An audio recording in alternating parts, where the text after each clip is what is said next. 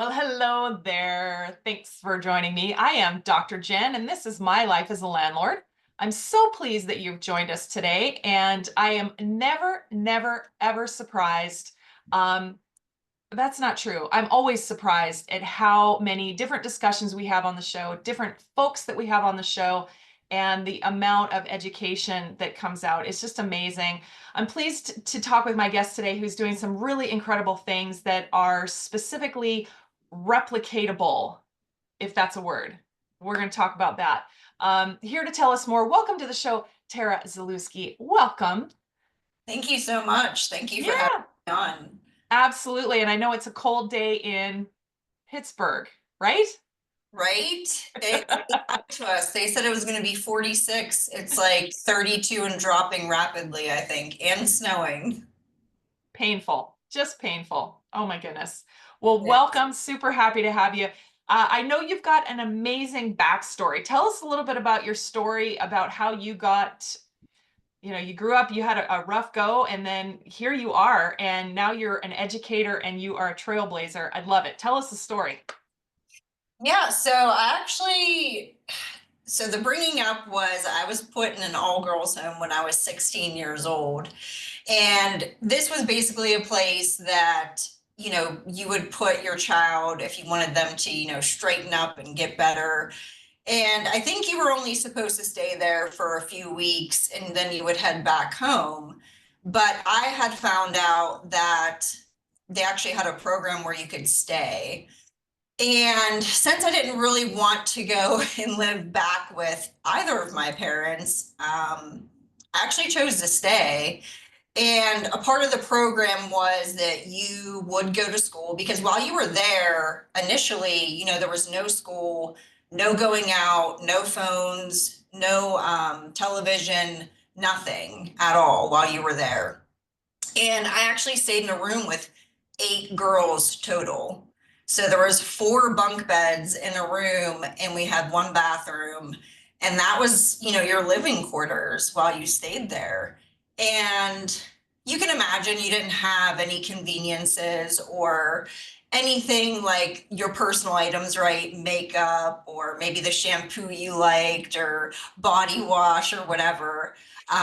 It was just whatever was available for you there that they provided.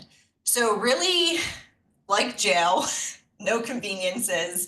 Um, but as I said, through this, I learned that there was a program you could stay. I would be able to go back to school.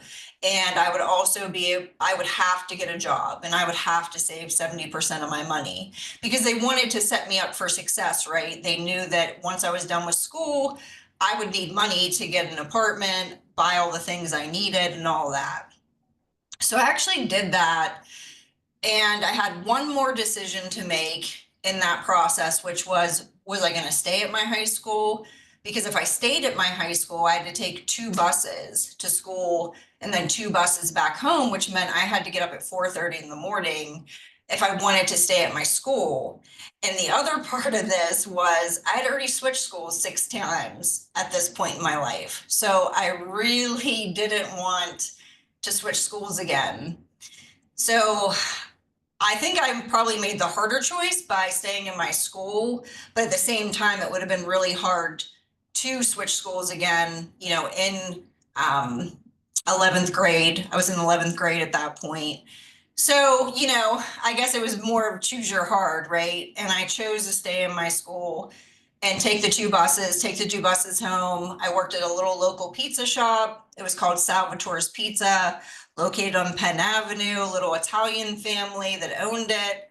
Um, and fun fact, they were the people that actually introduced me to Nutella, which I know is very readily available now in our stores and stuff, but we're talking back in the day whenever I was in high school and Nutella actually wasn't in stores. So that's kind of how my life started in the sense of really figuring out what life was about, right? At 16 of like, I was pretty much on my own, taking public transportation to school. I was going to a job. I was having to save my money and didn't really have any supervision per se. It was just like, these are your guidelines, follow them.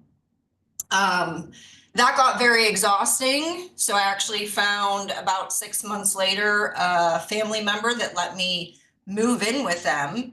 And I had to pay them rent. So I had to pay $50 a week to stay with them. And by the way, that didn't include a room. That was just me staying on the couch. Um, and but to me it was worth it because it, relieved all that time of traveling and being back in my district and being able just to walk right to school every day.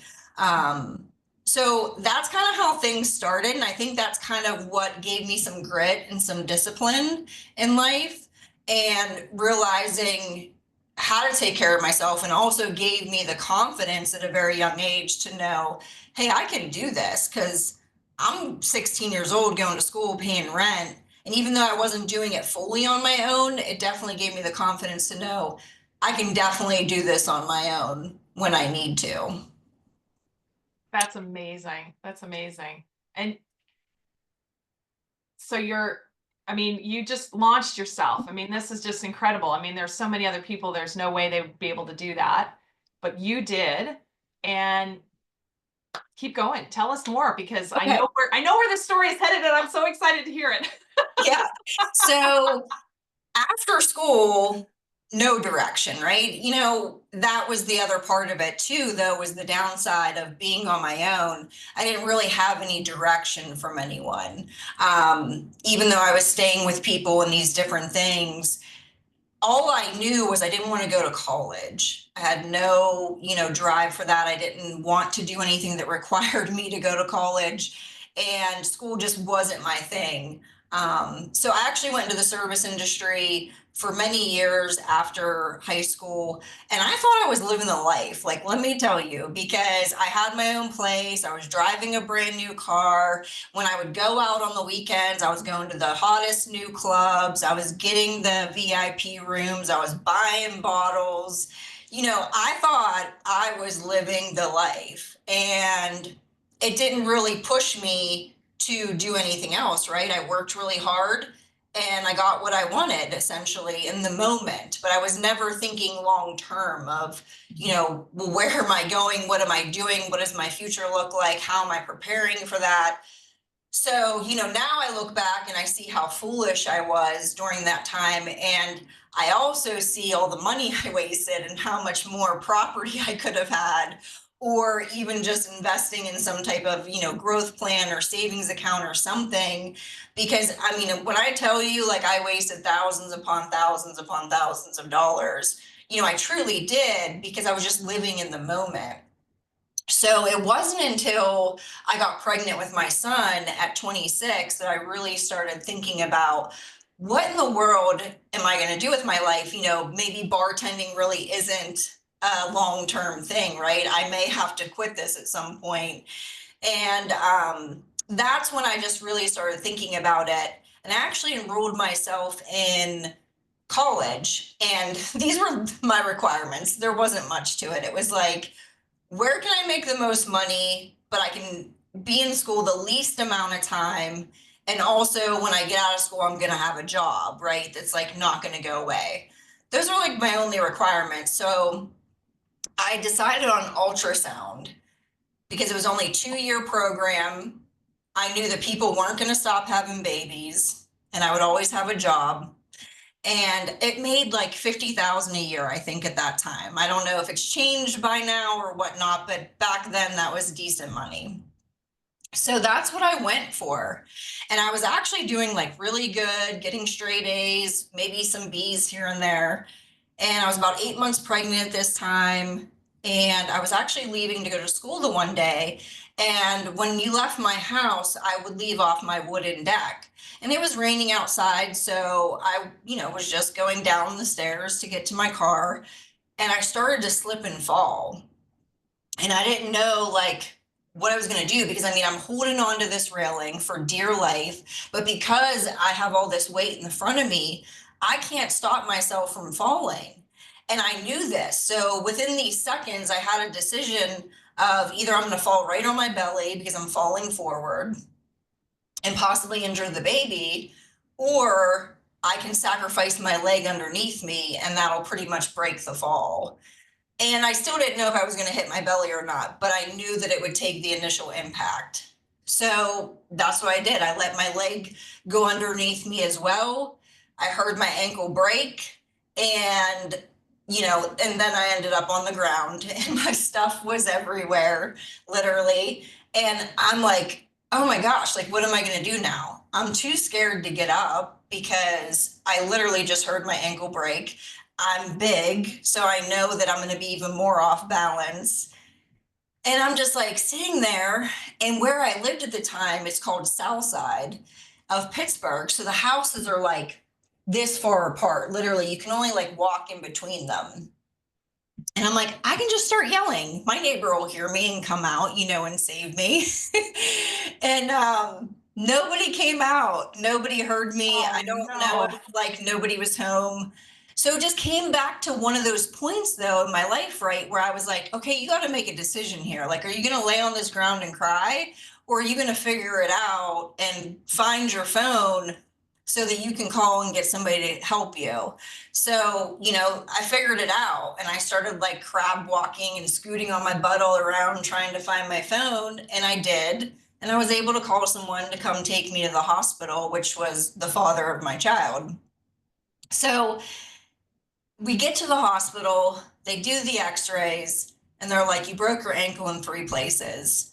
So I'm in this predicament again in my life of thinking, okay, I thought I had it figured out, but now I can't, I have to get a cast on and I'm not allowed to put any weight on this foot at all for the next 6 to 8 weeks. And they say if I do, then I'm going to have to get surgery and they're going to have to put pins and plates in my ankle. So I'm like, now what? Right? Like, again, I'm like, okay, I'm getting straight A's, I'm doing all the right things. And now I have this, pivot again in my life of I have to medically withdraw from school. And how am I going to take care of myself and pay my bills and all the things? Because now I can't even walk and I'm 8 months pregnant on top of it. So after that is when this is during the cricket era. And I don't know if everyone knows about the cricket service or if it's just something that's here local. I really don't know enough about them at this point to know if they're like kind of nationwide or whatever here in the United States. But this was during the time of cricket getting very popular. Everyone loved the service. It worked well. And it was really inexpensive. It was only like $40 a month and it was unlimited everything. But what This they is for didn't, just the phone. This is the phone, sorry. Okay, yeah, so cell this is the phones. phone provider. Okay, sure. Yeah. So it was much less than Verizon or like AT&T. It was like less than half the cost per month. But the Sure. thing that people didn't like about Cricket was that they didn't have nice phones like Verizon and AT&T, and they didn't have like all the features and everything. Sure. So I actually found out that you could change the software on Verizon phones and make them work to Cricket. So solving the problem, right? Getting the nice phones, but I didn't know how to do it. So I actually would buy the phones off Craigslist and then I would resell them to this gentleman who knew how to do this and change the phone software. And then he would resell them. So it was like a win-win, right? I made a little money. He made a little money. I was able to pay my bills. And after doing this for months, he finally was like, why don't we go into business? You know what I mean? Why don't we make this official and stop meeting in parking lots and all this and just open our own store? So I was like, why not? I don't have anything better to do. I just had a baby and I'm just doing this to pay my bills. So I was excited. I'm like, oh, great. Now I'm going to own my own business. Um, so I did that and knowing still that that like wasn't my passion, it wasn't my purpose, but it was an opportunity to help me, right? And start teaching me about business. And we did really well. We opened our first store. Within 6 months, we opened a second. And then within a year, we opened our third store. And, they all made money and we never went without a paycheck or anything like that. And we didn't have any debt or anything in the business. So I continued on, knowing I wanted to do real estate. But I was in that comfortability and convincing myself, like, well, how am I going to do real estate whenever I have these three stores I got to run, and this is where I make my money and all the things. So literally, when I tell you, it took me 8 years. Like, I went for my real estate license in 2010, convinced myself that I couldn't do it when it came time to like take the test and everything. I mean, I took all the classes, did all the things. And when it came time to take the test, I'm like, what am I doing? I don't have time for this. What am I thinking? And just let that fear of like, I don't even know if it was failure. I think it was just more of like comfortability and coming out of, what I had known and coming into something new. So I didn't get my license until 2018, 8 years later. And that's when I finally started pursuing my real dream, my real passion, which was real estate. How did you know that like how did you know that real estate was your passion this whole time? Like what'd that feel like? I got excited about it. Like literally the simplest thing of going to be able to look at a house. I was so excited about it. And that's when I learned that, because in 2010 is when I started looking at houses because I wanted to buy my own house. Mhm. So that's when I really knew like how excited I was about just going into these houses and looking at them.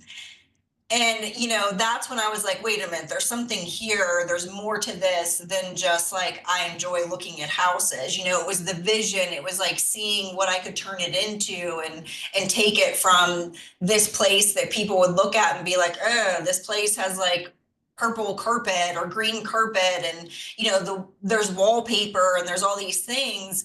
And I could see past that and see like what it could be. So That's an interesting skill. That's good. yeah, so that's when I like really knew that, hey, I want to do this. And like I said, I started pursuing it and then I just didn't. But I did end up buying my first house in 2011. So I guess there was, some good that came out of it. I love it. I love it. So real estate lit you up. I think that that's a common thread of people who become real estate investors and really identify as investors. There's some people who inherit homes or inherit portfolios that don't necessarily identify as any of that, right? It doesn't light them up.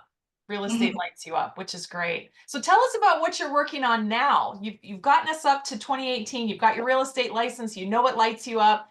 And what are you into now? So today, I mean, it's been a journey since then, let me tell you.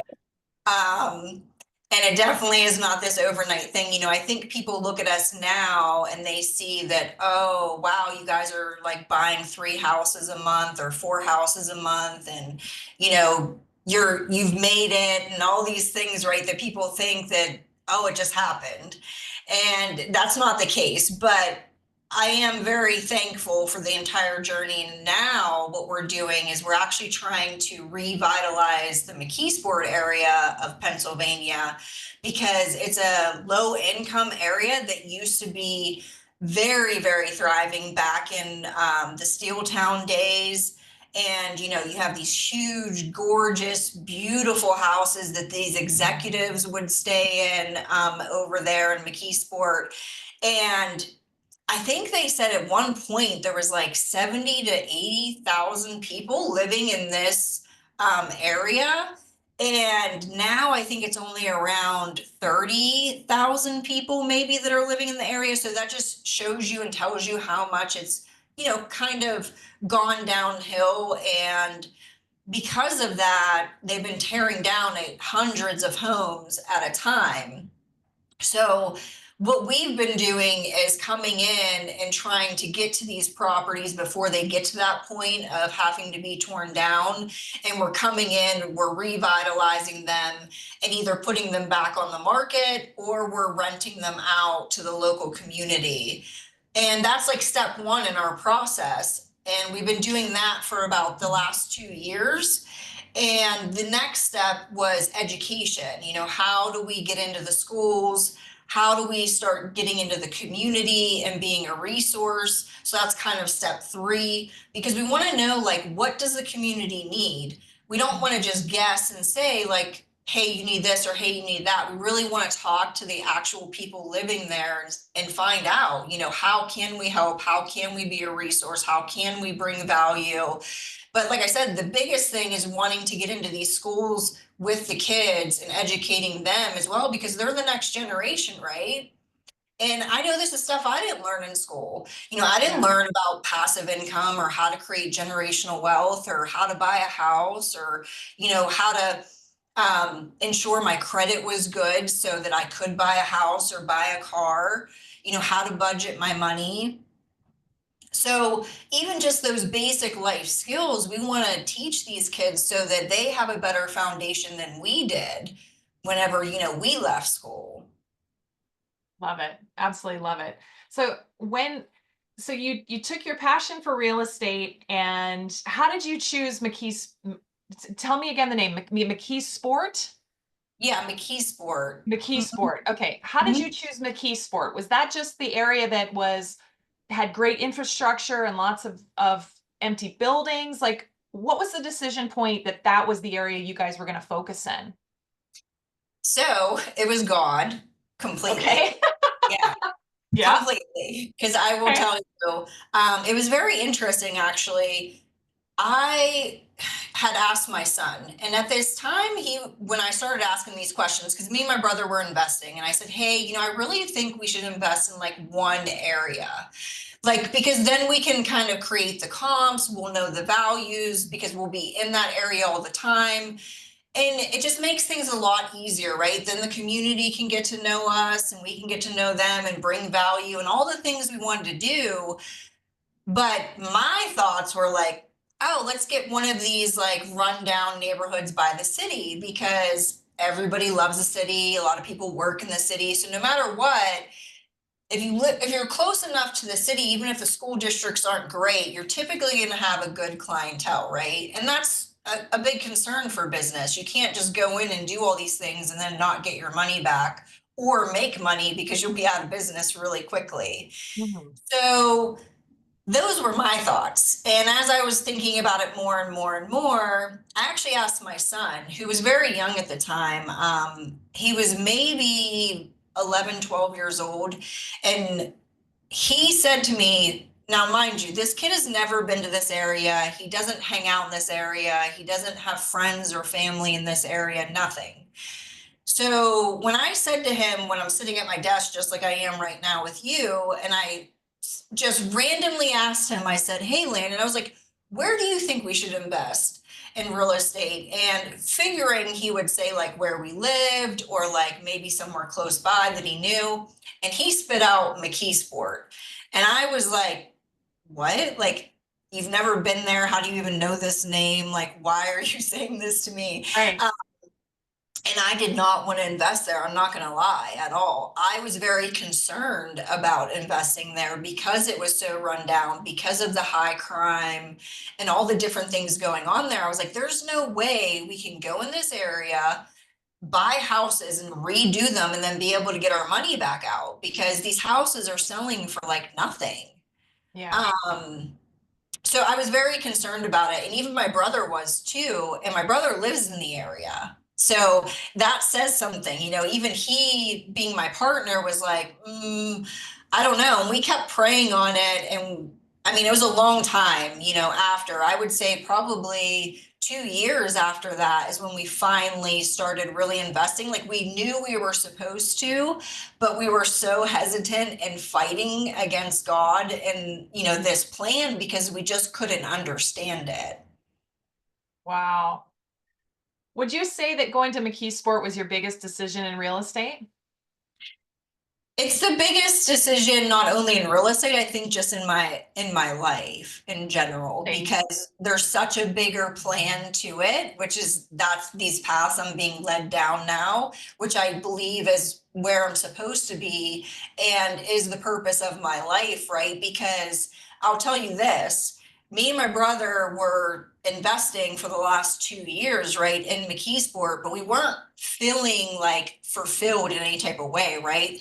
We kept growing and we kept buying more houses, and we kept learning and failing, and all the good things that come with, owning a business and getting bigger, but we weren't fulfilled. And we both said that over and over and over again of like, we don't want to just buy houses. We don't want to just make money. Like, we want to make a difference. Like, we want to have an impact. And like, how do we do that?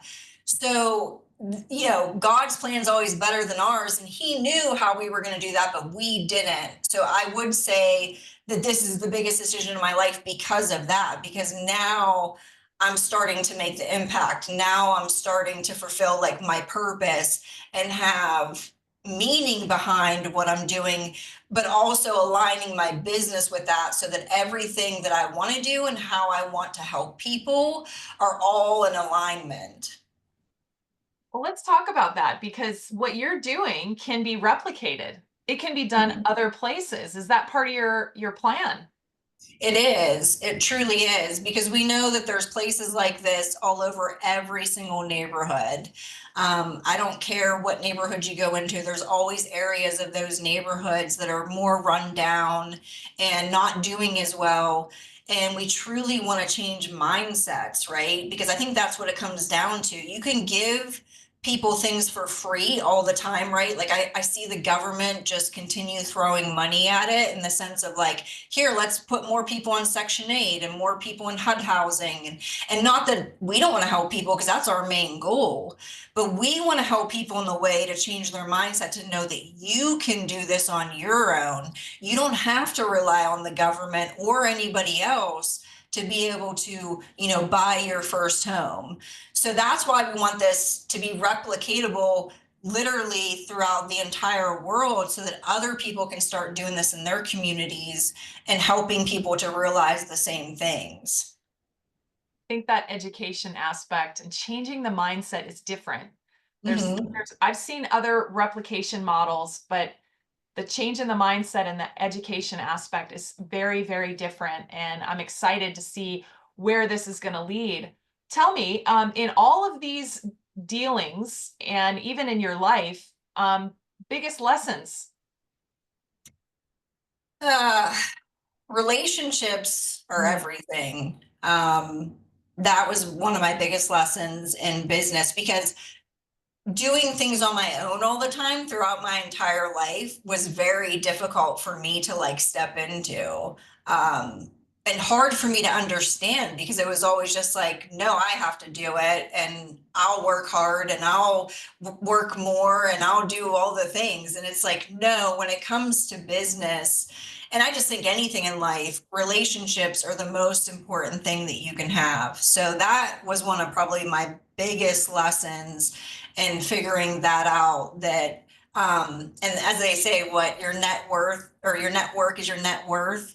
And I'm seeing that, and it's, once again, this isn't about the money, right? Because that's what I just said. We weren't enjoying that. We were growing quickly and all these things, but we weren't being fulfilled. And why I say that is just because I think more to me, it means just the value of the relationship um, is worth so much more than a lot of times, the houses or whatever you're doing, in a sense. That's amazing. I love it.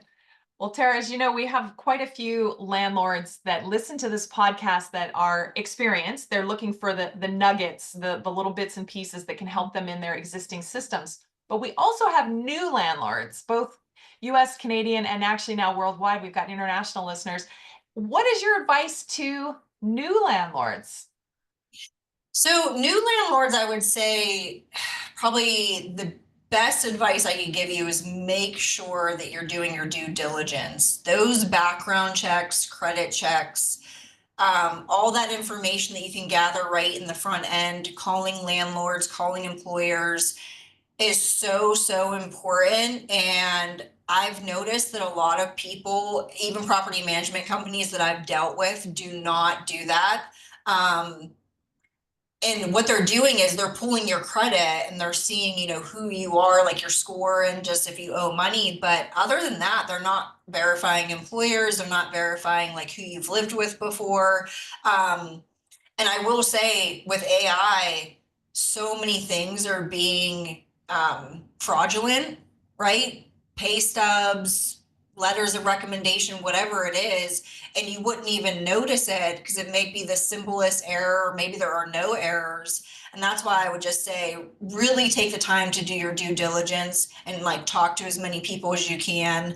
And even those references, right? Of course, they're going to give you the best people, but we've really tried to like use AI ourselves and come up with really, really good questions so that kind of trips people up a little bit and they're not able to give you that false information. So that would be my recommendation, as much as you can do on the front end before you let someone in.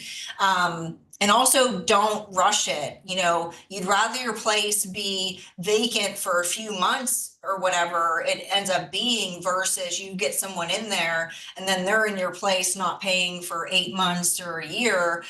And I know that all depends on, you know, probably the politics and what state you live in. But for us here in Pennsylvania, it's a blue state. So, you know, our tenants have more rights than we do a lot of times as the owner of the property. Yeah.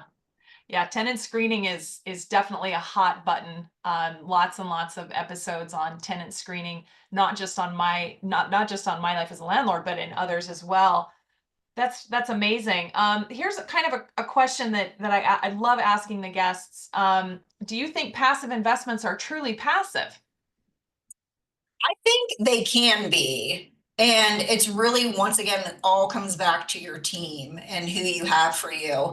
And, you know, for you, I'm sure as well, because from what I know, you're investing in all different states, right? You don't even live there. So I think you know that it can be passive as much as you probably want it to be.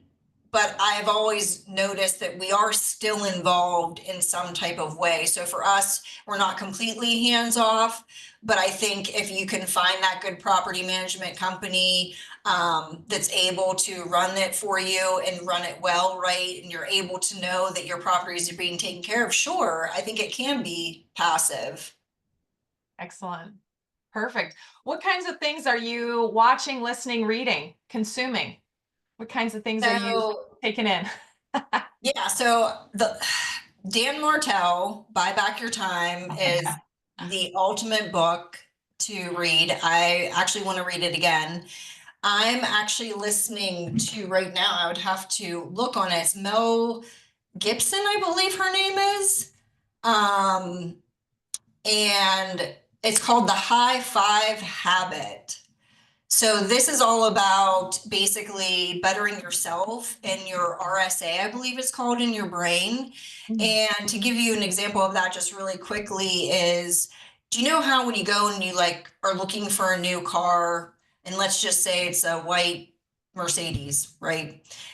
And you probably never noticed a white Mercedes really ever before, but when you finally like look at something, because I know I have when I've looked at different cars, then I'll notice that car all the time on the road and never seen it before that, right? So it just talks about how that RAS, like what you input into it, is basically what's going to come out of it, right? It's going to be what you notice, what you think.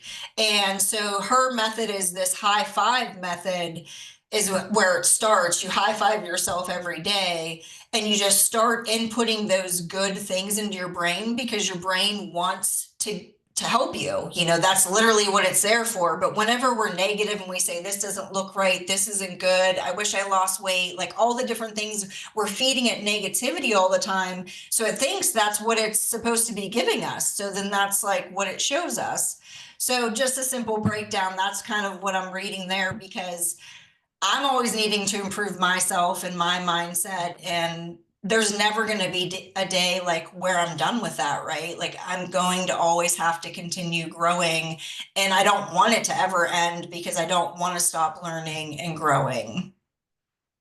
Love it. That's amazing. Yeah, Dan Martell out of Kelowna, BC. We love Dan. He's awesome. Yeah. He's amazing. He is amazing and very simple. Just tells it like it is. He's very great. Well, if a listener is interested in contacting you, Tara, how do they get a hold of you? So you can get a hold of me on any of the social media platforms, Instagram, Facebook, LinkedIn. It's my name, Tara Zaluski, very easy to find. Love it. Love it. Any parting thoughts? I think just really paying attention to who you're surrounding yourself with, as much as I've just said that, your network is your net worth and relationships are number one. There's so many studies on it, give me your five closest friends, I'll show you your future, right? And they even have studies showing that if you sit within 25 feet of a higher performer, that you are going to improve by 25% of your output just by sitting within 25 feet. And that goes the opposite way. So if you sit within 25 feet of a low performer, somebody you don't even talk to, don't even, have conversations with, your output actually goes down by 30%. So, I mean, think about that. That shows how much negativity affects your life, that you're actually decreasing more than you're increasing, if you're sitting by a high performer. So I would just say really be mindful of the rooms you're in and the people that you're associating with. Good one. Good one. Tara, thank you so much for joining us today. This is great. I thoroughly enjoyed it. I was looking forward to it though, Oh, wonderful. Thank you so much. after meeting you.